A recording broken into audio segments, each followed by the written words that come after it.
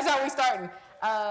So I'm not completely vegan yet, but it's really, so maybe it's a spiritual thing, but I literally was walking through the grocery store one day and I was like, this is disgusting. And that's the whole story.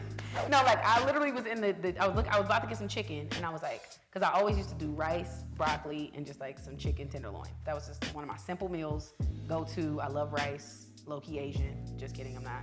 I don't know. I haven't taken a DNA thing. I don't know where I'm from. But anyways, so I was walking through and I was like, nah, but it started off with me when I first got to Philly, of course, because there's a Muslim population.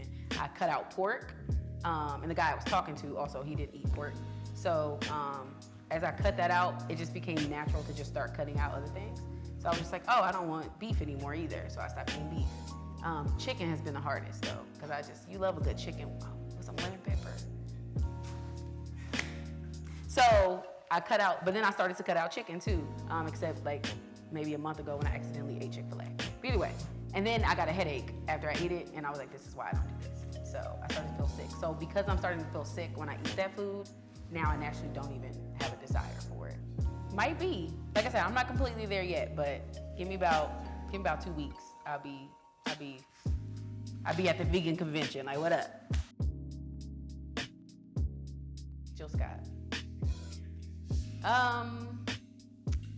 Man, I think it's more the poetry than anything, because I'm also a poet. So her spoken word, her poetry, and then most people have like kind of put me with her. Like if they hear me sing, they're like, you're like a Jill Scott. And I'm just like, oh, okay. So it's been like that for years. You know, Erykah got her thing. She's more eclectic in a sense. I feel like Jill is more like soulful and more just like, I don't want to say normal, but she's a little more normal in a sense, more grounded. And I feel like that's more to my liking or more to my situation. And also, I mean, they both got good music. Like, I mean, I watched the verses. It was dope. Yes, love the music, but I just still love Jill's, just like her smile, everything about Jill Scott. It's just, and then what's up? We in Philly, like, hobbies.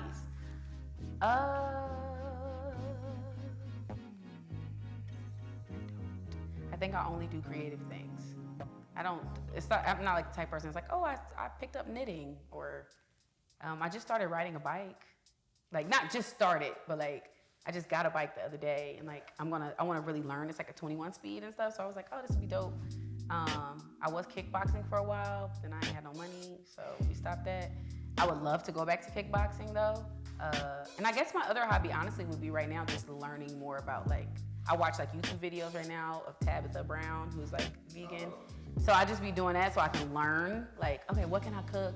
She got this like situation going on with the bacon, the carrot bacon. So I'm gonna try that, which most people probably think is crazy, but I bet you it's delicious.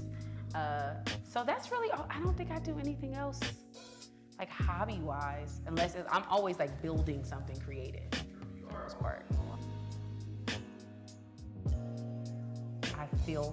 We're going back to the same things, but like, I just feel, so like, you can play a track for me and I'll be like, if it's trash, if I don't like it, I'm just gonna be like, oh, that's what's up.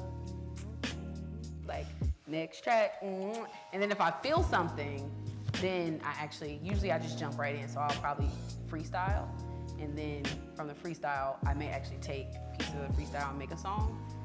That's actually a couple of my songs coming out were just like straight, like it just started as a freestyle, or started off as an Instagram live thing where I was just live and I was creating on the spot, and I created a song out of it. So it's kind of graduated. My process has kind of graduated to being not really super intentional. Well, it is intentional. It's just more like, what will Sanovia do next? In this moment, like what, when I play this track, what song is gonna come out? And then that's how I've been creating lately. Yeah, I can't just sit down and be like, they'd be like, here's the topic, write a song. I'd be like, that's not gonna work. Like, I'm a community person too, so when I'm on IG Live, I have people drop words, and I freestyle as the beat is playing, as they're dropping words. Yeah, so that's how I create this, like, literally, I'm just like, and I just see all the words, and I'm scrolling, and I'm literally creating that way. So that's how I like to make magic happen.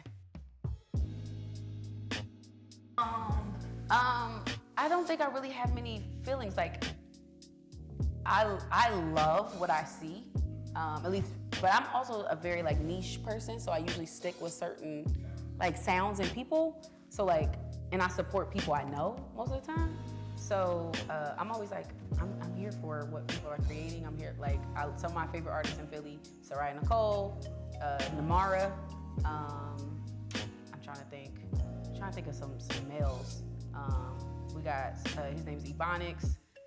It's a lot, I could just go through a whole, but I really love supporting local. Maya Simone, Milan, I mean, he moved, but Milan Cradle, Drew Smith, Doc Hero, like just a lot of people that I love. I rock with my people.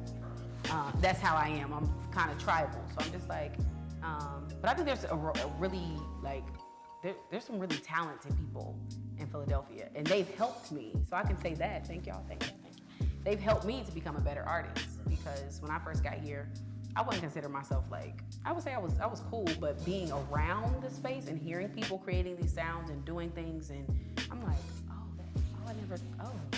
like, and so I would say I'm grateful to the community, for real, because you know we say it twice, it really means it. So I'm really grateful for the community.